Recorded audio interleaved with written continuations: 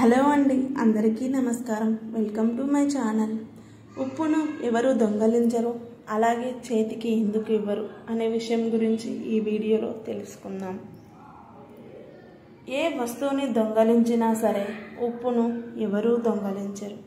అందుకే కిరాణా షాపులలో అన్ని వస్తువులు లోపల ఉంటాయి, ఉప్పు బస్తాలు మాత్రం బయట మెట్ల మీదే ఉంచుతారు.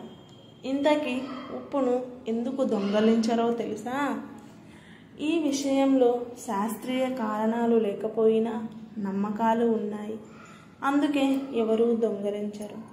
ఉప్పును కాళ్ళతో తొక్కడం, బదులు ఇవ్వడం, చేతికి ఇవ్వడం వంటివి చేయరు. ఉప్పును శనీశ్వరునికి సంకేతంగా భావించడమే ఇందుకు ప్రధాన కారణం.